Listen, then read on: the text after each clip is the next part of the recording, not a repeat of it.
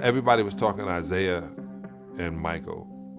Isiah was only upset with Michael, said try to ice him out, not going to give him the ball. None of that is real. He like a fly. I mean, you trying to kill him because he land on your food, keep messing with you.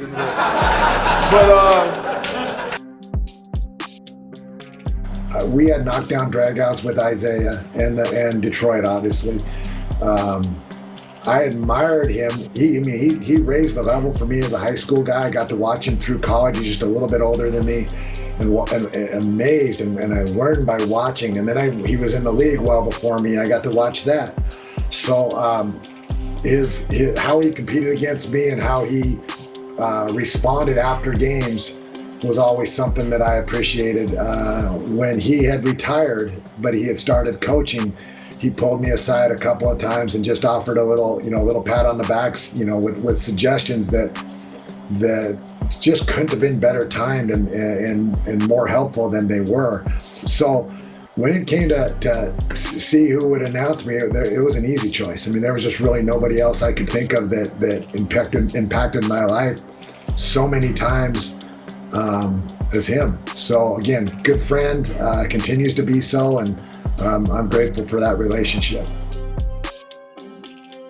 That whole selection went down. Again, I was surprised when I got the call in the first place. I didn't believe it when I got the call. I had to call our team to confirm it.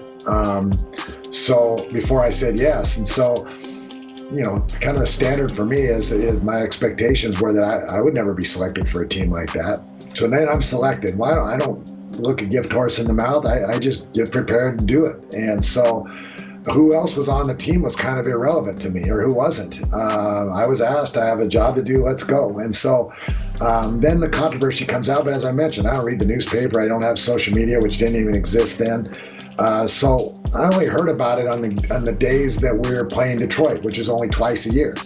So, and then you heard about it a lot.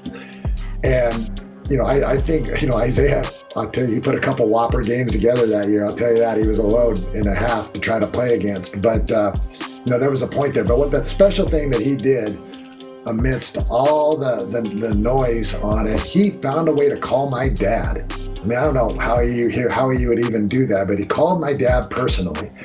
Didn't have a secretary call. He didn't have, he called my dad and just kind of explained that he felt that he belonged as well.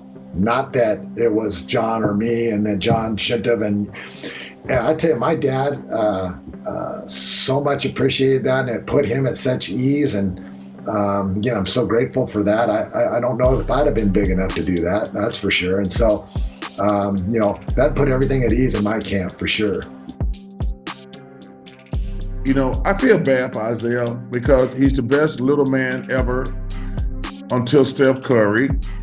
He never probably got the credit or respect that he deserved.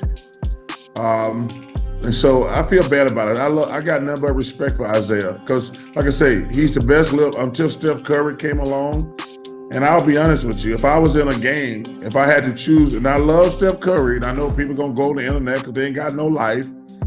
If I had to choose between Steph Curry and Isiah, I'd probably go with Isiah in a scenario. But I love Steph, I love Isiah, but if I had one guy, if I had to choose between those two, I'm not going to ever choose against Isiah. Should Isiah have been on the team? Probably. But I was never asked. And, like I say, obviously, it's come out a couple of times that Michael didn't want him on the team. Everybody was talking Isiah and Michael. Isiah was only upset with Michael, said try to ice him out, not going to give him the ball. None of that is real. You want to know what the beef was? Okay, right now, exclusively. Isiah goes home and his nephew is wearing a Bulls jersey, Michael Jordan Bulls jersey. Okay. He said, hey, what are you doing? We're in Chicago, this is my team. It's his nephew. He not really understanding that the great Isiah Thomas plays for Detroit. We don't wear that. We wear this. But I'm from Chicago. I'm down with the Bull movement. Isiah was mad at that. Not to Michael personally. In his brain, every time I play against this dude, I'm gonna try to go off so my nephew sees this is the jersey you should wear. Never at Michael. that was the craziest thing, because when you hear the story, in Magic's words, Magic says on his documentary, he was the reason Isiah didn't get on the squad. No, he loved playing. He loved Isiah. He loved everything about us in Detroit. Right. He was on fire. Now this is my homie. My first TV show, the John Sally Show. Michael comes. I go pick him up from the hotel in 1988 and bring him back to my set to shoot it, get him some food, and bring him back to the hotel. I would trade my tickets with Scottie and Horace, because they had people in Detroit, and then they would give me 2 tickets when I went to Chicago. Like outside, right now, LeBron and them, you see it. We had the same things. People you were cool with. Dow Walker was always my man.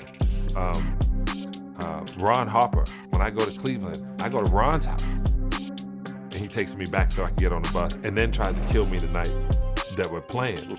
But these, we have relationships outside of being on court. But Magic's documentary, Magic says, because he was upset with Isiah, he said, because there was no way. Stockton is the greatest thing. I'm glad you put him on. Chris Mullin, I'm from Brooklyn. If you tell me to pick a team, I'm gonna pick Chris Mullin first anyway. Christian Laettner going instead of Shaq. Now that was political on that part. But Magic said he blocked it. Michael doesn't have, okay. Michael doesn't even talk. See, that's another thing. The things that are different now is Michael didn't have conversations about that. What time we play. He's introverted. Okay. He's one of them guys, he like a fly. I mean, you're trying to kill him because he land on your food, keep messing with you. But my thing is, he's a great point guard. I think he should have been on the dream team, all that, but he just, something about him. I can't trust him. He still want to be Mike. Mike do not want to be your friend, Isiah. I'm telling you for the 5th time. He do not want to be your friend. Stay on ESPN, keep talking on TNT. Oh, Mike's just, now you trying to say everybody better than Mike. It's okay. You not better than Mike. He came to your city and took your city. That's why you really mad. He took over Chicago. I know. I don't respect him, so I don't have anything to say about the guy. Don't nobody know who he is anyway. So I got you. I got it. what am I gonna say? He's a snake. Just saying. Just saying. I respect Isiah Thomas's talent. To me, the best point guard of all time is Magic Johnson, and right behind him is Isiah Thomas. No matter how much I hate him, I respect his game. Now, it was insinuated that I was asking about him, but I never threw his name in. Based on the environment and the camaraderie that happened on that team, it was the best harmony. Would Isiah made a different feeling on that team? Yes. If you want to attribute it to me, go ahead, be my guest. But it wasn't me. You can show me anything you want.